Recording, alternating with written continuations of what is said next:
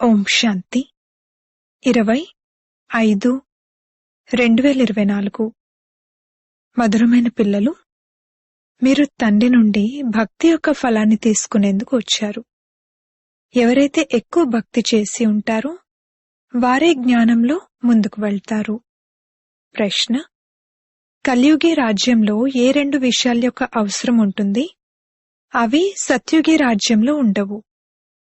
జవాబు: కలియుగి రాజ్యంలో 1 మంత్రి మరియు 2 గురువు యొక్క అవసరం ఉంటుంది.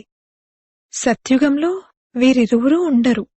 అక్కడ ఎవరి సలహాను తీసుకోవాల్సిన అవసరం ఉండదు. ఎందుకంటే సత్యుగి రాజ్యం సంగమంలో తండ్రి శ్రీమతం ద్వారా స్థాపించబడుతుంది. ఎటువంటి శ్రీమతం లభిస్తుందంటే అది 21 తరాల వరకు కొనసాగుతుంది మరియు అందరూ సద్గతిలోనే ఉంటారు. అందుకే గురువు యొక్క అవసరం కూడా ఉండదు. ఓం శాంతి. ఓం శాంతి యొక్క అర్థమేమిటి? స్వధర్మంలో కూర్చుని ఉన్నా లేక స్వయాన్ని ఆత్మగా భావిస్తూ కూర్చున్నా శాంతిలో కూర్చుంటారు. దీనినే స్వధర్మంలో కూర్చోవడం అని అంటారు. భగవాన్ వాచ: స్వధర్మంలో కూర్చోండి. ఇప్పుడు మిమ్మల్ని అనంతమైన తండ్రి అనంతమైన చదువును చదివిస్తారు. ఎందుకంటే తండ్రి అనంతమైన సుఖాన్ని ఇచ్చేవారు. చదువు ద్వారా సుఖం లభిస్తుంది కదా. ఇప్పుడు తండ్రి అంటారు, స్వయాన్ని ఆత్మగా భావిస్తూ కూర్చోండి. అనంతమైన తండ్రి మిమ్మల్ని వజ్రతుల్యంగా చేయడానికి వచ్చారు. వజ్రతుల్యంగా దేవీదేవతలే ఉంటారు. వారలా ఎప్పుడవుతారు? ఇంత ఉన్నతమైన పురుషోత్తములుగా ఎలా అయ్యారు? ఇది తండ్రి తప్ప ఇంకెవ్వరూ చెప్పలేరు. ప్రజాపిత బ్రహ్మకు పిల్లలైన మీరు బ్రాహ్మణులు. మళ్ళీ మీరే దేవతలుగా అవ్వాలి.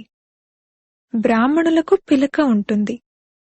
మీరు శూద్రుల నుండి బ్రాహ్మణులుగా అయ్యారు. మీరు ప్రజాపిత బ్రహ్మకు ముఖ వంశావళి, మీరు కుక వంశావళి కారు. కలియుగంలో అందరూ కుక వంశావళి. సాధు సన్యాసులు, ఋషులు, మునులు మొదలైన వారందరూ ద్వాపరం నుండి మొదలుకొని కుక వంశావళిగానే అయ్యారు.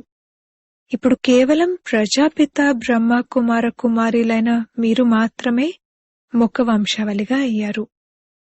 మీది సర్వోత్తమమైన కులం. మీది దేవతల కన్నా ఉత్తమమైన కులం. ఎందుకంటే మిమ్మల్ని చదివించేవారు మనుషుల నుండి దేవతలుగా తయారు చేసేవారైనా తండ్రి వచ్చారు. వారు కూర్చుని పిల్లలకు అర్థం చేయిస్తారు. ఎందుకంటే భక్తి మార్గంలోని వారు ఇక్కడికి రానే రారు. ఇక్కడకు జ్ఞాన మార్గం వారే వస్తారు. మీరు అనంతమైన తండ్రి నుండి భక్తి ఫలాన్ని తీసుకునేందుకు వస్తారు. ఇప్పుడు భక్తి ఫలాన్ని ఎవరు తీసుకుంటారు?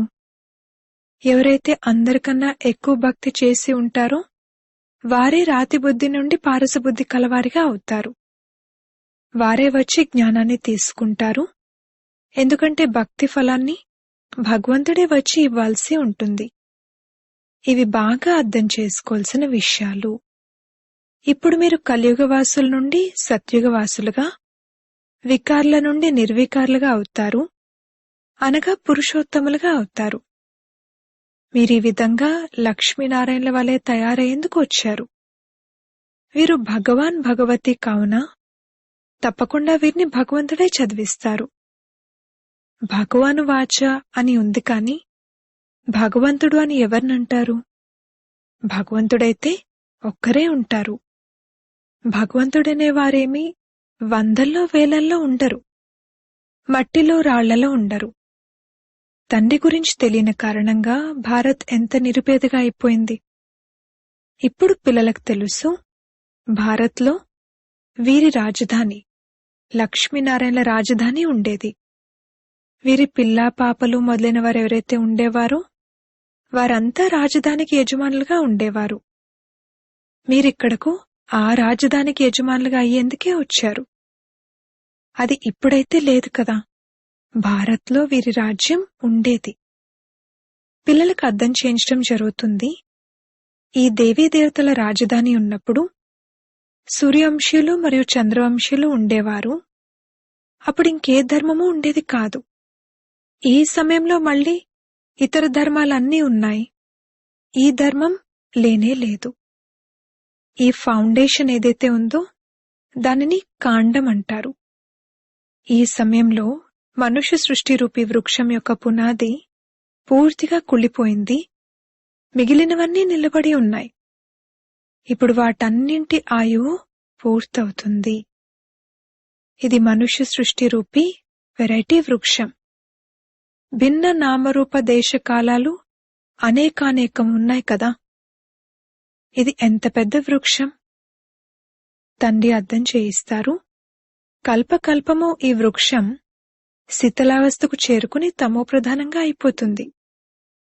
అప్పుడు మళ్ళీ నేను వస్తాను. మీరు నన్ను పిలుస్తారు, బాబా రండి, వచ్చి పతితులైన మమ్మల్ని పావనంగా తయారు చేయండి అని. ఓ పతిత పావన నన్నప్పుడు నిరాకారుడైన తండ్రే గుర్తుకొస్తారు. సాకార తండ్రైతే ఎప్పుడూ గుర్తుకురారు. పతిత పావనుడు సద్గతిదాత ఒక్కరే. సత్యుగమున్నప్పుడు మీరు సద్గతిలో ఉండేవారు. ఇప్పుడు మీరు పురుషోత్తమ సంగమయుగంలో కూర్చుని ఉన్నారు. మిగిలిన వారంతా కలియుగంలో ఉన్నారు. మీరు పురుషోత్తమ సంగమయుగంలో ఉన్నారు.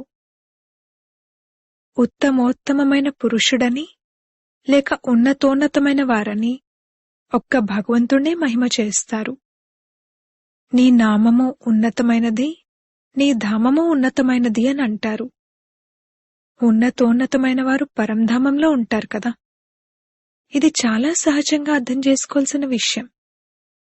సత్యుగం, త్రేత, ద్వాపర, కలియుగాలు, ఆ తర్వాత సంగమయుగం. దీని గురించి ఎవరికీ తెలియదు. డ్రామాలో ఈ భక్తి మార్గం కూడా రచించబడి ఉంది. బాబా మళ్లీ ఈ భక్తి మార్గాన్ని ఎందుకు తయారు చేశారని అనలేరు. ఇది అనాది అయినది. నేను కూర్చుని మీకు ఈ డ్రామా రహస్యాన్ని అర్థం చేయిస్తాను. నేనే తయారు చేసినట్లయితే మరి ఎప్పుడు తయారు చేశారు అని అంటారు. తండ్రి అంటారు, అసలు ఇది ఉన్నదే అనాది డ్రామా. కావున ఇది ఎప్పుడు ప్రారంభమైంది అన్న ప్రశ్నే తలెత్తదు. ఒకవేళ ఫలానా సమయంలో ప్రారంభమైంది అనంటే మళ్ళీ ఎప్పుడు అంతమవుతుంది అన్న ప్రశ్న వస్తుంది. కాని అలా జరగదు. ఈ చక్రమైతే తిరుగుతూనే ఉంటుంది. మీరు బ్రహ్మ, విష్ణు, శంకర్ల యొక్క చిత్రాలను కూడా తయారు చేస్తారు. వీరు దేవతలు. త్రిమూర్తులు చూపిస్తారు కాని అందులో ఉన్నతోన్నతుడైన శివుణ్ణి చూపించరు. వారిని వేరు చేసేస్తారు. బ్రహ్మ ద్వారా స్థాపన అనేది ఇప్పుడు జరుగుతుంది. మీరు మీ రాజధానిని స్థాపించుకుంటున్నారు. రాజధానిలోనైతే అన్ని రకాల పదవులు ఉంటాయి. President, prime minister, chief minister ఉంటారు. వీరంతా సలహాలిచ్చేందుకు ఉంటారు. సత్యుగంలో సలహాలిచ్చేవారెవరూ అవసరం లేదు. ఇప్పుడు మీకేదైతే సలహా లేక శ్రీమతం లభిస్తుందో అది అవినాశి అయిపోతుంది. ఇప్పుడు చూడండి, ఎంతమంది సలహాలిచ్చేవారున్నారు. అనేకానేక మంది ఉన్నారు. సలహాలిచ్చేందుకు డబ్బు ఖర్చు చేసి మినిస్టర్ మొదలైన వారిగా అవుతారు. వీరంతా లంచం తీసుకుంటారు, ఎంతో తినేస్తున్నారు అని స్వయంగా ప్రభుత్వం కూడా అంటుంది.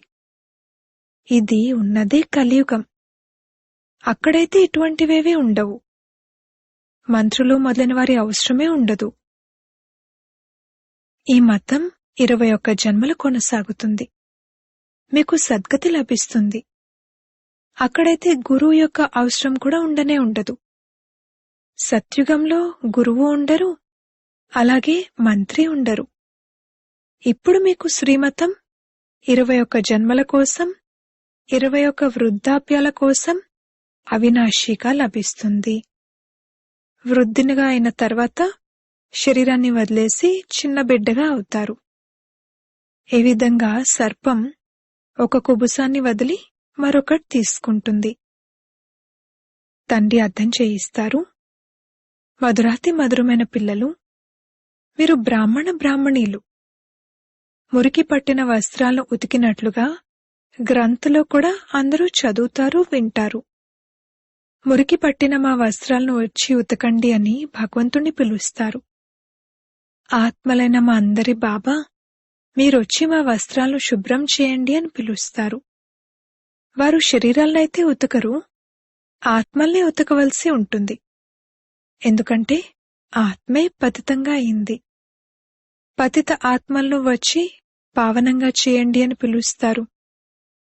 కావున తండ్రి పిల్లలకు అర్థం చేయిస్తారు, మధురాతి మధురమైన పిల్లలు, నేనిక్కడకు రావాల్సి ఉంటుంది. నేనే జ్ఞానసాగరుడను, పవిత్రతా సాగరుడను. మీరు అనంతమైన తండ్రి నుండి అనంతమైన వారసత్వాన్ని తీసుకుంటారు. హద్దు తండ్రి నుండి హద్దు వారసత్వం లభిస్తుంది. హద్దు వారసత్వంలో దుఃఖం ఎంతగానో ఉంటుంది. అందుకే ఆ తండ్రిని స్మృతి చేస్తారు. అపారమైన దుఃఖం ఉంది. తండ్రి అన్నారు, ఈ పంచవికారాల రూపీ రావణుడు మీకు అందరికన్నా పెద్ద శత్రువు. ఇతడు ఆది మధ్యాంతము దుఃఖాన్ని ఇస్తాడు. ఓ మధురమైన పిల్లలు, ఒకవేళ ఈ జన్మలో బ్రాహ్మణులుగా అయి కామంపై విజయాన్ని పొందినట్లయితే జగజ్జీతులుగా అవుతారు. మీరు దేవతలుగా అయ్యేందుకు పవిత్రతను ధారణ చేస్తారు.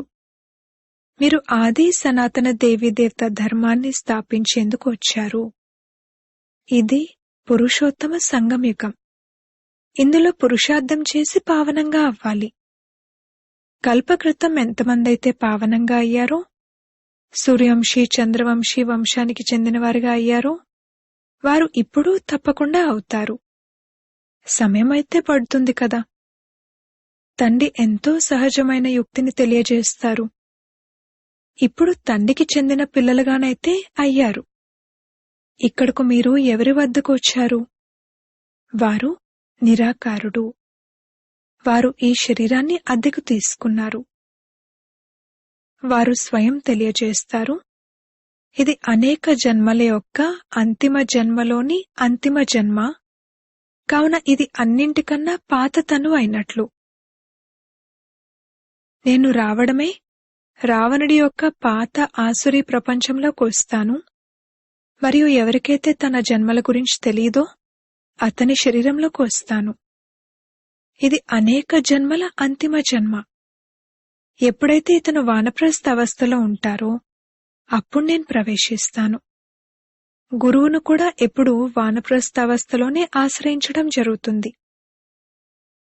60 సంవత్సరాల వయసు నుండి చేతికర్ర తప్పదు అని అంటారు.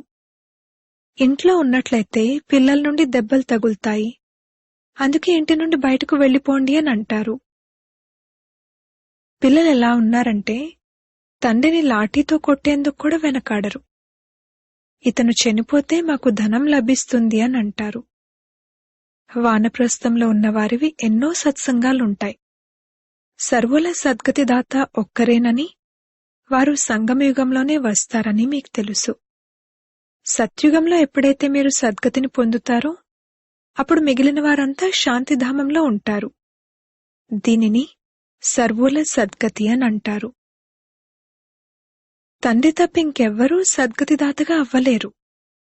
ఎవ్వరినీ శ్రీ అని కాని శ్రీశ్రీ అని కాని అనలేము.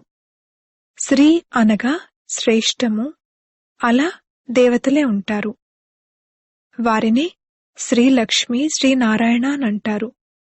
వారిని అలా తయారు చేసేవారెవరు? శ్రీశ్రీ అని శివబాబానే అనాలి. తండ్రి పొరపాట్లు నిరూపించి చెప్తారు, మీరు ఇంతమంది గురువులను ఆశ్రయించారు, మళ్లీ కూడా ఇదే విధంగా జరుగుతుంది. మీరు మళ్లీ వారినే గురువులుగా చేసుకుంటారు. చక్రం మళ్లీ అదే విధంగా రిపీట్ అవుతుంది. మీరు స్వర్గంలో ఉన్నప్పుడు అక్కడ సుఖధామంలో ఉంటారు. అక్కడ పవిత్రత సుఖశాంతులన్నీ ఉంటాయి. అక్కడ గొడవలు మొదలైనవేవీ జరగవు. మిగిలిన వీరంతా శాంతిధామంలోకి వెళ్ళిపోతారు. సత్యుగానికి లక్షల సంవత్సరాలను అనేస్తారు కాని తండ్రి అంటారు, లక్షల సంవత్సరాల విషయమే లేదు, ఇది 5000 సంవత్సరాల విషయం. మనిషికి 84 జన్మలుంటాయని కూడా అంటారు. రోజు రోజుకు మెట్లు కిందకి దిగుతూ తమో ప్రధానంగా అవుతూ ఉంటారు. కావున తండ్రి అర్థం చేయిస్తారు, ఇది కూడా డ్రామాగా రచింపబడి ఉంది. పాత్రధారులయ్యుండి డ్రామా యొక్క రచయిత, డైరెక్టర్ మరియు ముఖ్య పాత్రధారి గురించి తెలియకపోతే వారినేమంటారు? తండ్రి అంటారు, ఈ అనంతమైన డ్రామా గురించి మనుష్యమాత్రులెవ్వరికీ తెలియదు. దీని గురించి తండ్రే వచ్చి అర్థం చేయిస్తారు. శరీరాన్ని తీసుకుని పాత్రను అభినయిస్తున్నాము అని కూడా అంటారు. అంటే మరి ఇది నాటకమైనట్లే కదా. నాటకంలోని ముఖ్యమైన పాత్రధారులెవరు? ఇదెవ్వరూ చెప్పలేరు. ఈ అనంతమైన డ్రామా ఒక పేనువలే ఎలా నడుస్తుంది అనేది ఇప్పుడు పిల్లలైన మీకు తెలుసు. టిక్ టిక్ మంటూ ఉంటుంది. ముఖ్యమైన వారు, ఉన్నతోన్నతమైన బాబా, వారు వచ్చి అర్థం చేయిస్తారు కూడా, మరియు సర్వులకు సద్గతిని కూడా ఇస్తారు. సత్యుగంలో ఇతరులెవ్వరూ ఉండరు. చాలా కొద్దిమందే ఉంటారు. ఉన్న ఆ కొద్దిమంది ఎవరైతే ఉంటారో వారే అందరికన్నా ఎక్కువ భక్తి చేసి ఉంటారు. మీ వద్దకు ప్రదర్శనీ లేక మ్యూజియంలకు ఎవరైతే ఎంతో భక్తి చేసి ఉంటారో వారే వస్తారు. ఒక్క శివునికే భక్తి చేయడాన్ని అవ్యభిచారి భక్తి అంటారు. ఆ తర్వాత అనేకుల భక్తిని చేస్తూ వ్యభిచారులుగా అయిపోతారు. ఇప్పుడైతే పూర్తిగా తమో ప్రధానమైన భక్తి ఉంది. మొదట సతో ప్రధానమైన భక్తి ఉండేది. ఆ తర్వాత మెట్లు దిగుతూ తమో ప్రధానంగా అయిపోయారు. ఎప్పుడైతే ఇటువంటి పరిస్థితి ఏర్పడుతుందో అప్పుడు తండ్రి అందర్నీ సతో ప్రధానంగా చేయడానికి వస్తారు. ఈ అనంతమైన డ్రామా గురించి కూడా మీకిప్పుడే తెలుసు. అచ్చా, మధురాతి మధురమైన సిక్కిలదే పిల్లలకు మాతా పితా బాప్దాదాల ప్రియ స్మృతులు మరియు గుడ్ మార్నింగ్. ఆత్మిక పిల్లలకు ఆత్మిక తండ్రి నమస్తే. ధారణ కొరకు ముఖ్య సారము. మొదటి పాయింట్, అనంతమైన తండ్రి నుండి అనంతమైన వారసత్వాన్ని తీసుకునేందుకు పావనంగా తప్పకుండా అవ్వాలి. ఇప్పుడు పవిత్రతా వారసత్వాన్ని తీసుకున్నట్లయితే, అనగా కామజీతులుగా అయినట్లయితే జగజ్జీతులుగా అవ్వగలరు. రెండవ పాయింట్, అనంతమైన తండ్రి నుండి చదువు చదువుకుని స్వయాన్ని గవ్వ నుండి వజ్రతుల్యంగా చేసుకోవాలి. అనంతమైన సుఖాన్ని తీసుకోవాలి. మనుషుల నుండి దేవతలుగా తయారు చేసే తండ్రి ఇప్పుడు మన సమ్ముఖంగా ఉన్నారు. ఇప్పుడిది మన సర్వోత్తమ బ్రాహ్మణ కులం అన్న నష ఉండాలి. వరదానము, జ్ఞాన సంపన్న దాతగా అయి సర్వాత్మల పట్ల శుభచింతకులుగా అయ్యే శ్రేష్ఠ సేవాదారీ భవ. శుభచింతకులుగా అయ్యేందుకు విశేష ఆధారం శుభ చింతన. ఎవరైతే వ్యర్థ చింతన లేక పరచింతన చేస్తారో వారు శుభచింతకులుగా అవ్వలేరు. శుభచింతక మణుల వద్ద శుభచింతన యొక్క శక్తిశాలి ఖజానా సదా నిండుగా ఉంటుంది. నిండుతనం కారణంగానే ఇతరుల పట్ల శుభచింతకులుగా అవ్వగలరు. శుభచింతకులు అనగా సర్వ జ్ఞానరత్నాలతో నిండుగా ఉండటం. ఇటువంటి జ్ఞాన సంపన్న దాతలే నడుస్తూ తిరుగుతూ ప్రతి ఒక్కరి సేవ చేస్తూ శ్రేష్ఠ సేవాదారులుగా అవుతారు. స్లోగన్, విశ్వరాజ్యాధికారులుగా అవ్వాలనుకుంటే విశ్వ పరివర్తన కార్యంలో నిమిత్తులవ్వండి. ఓం శాంతి.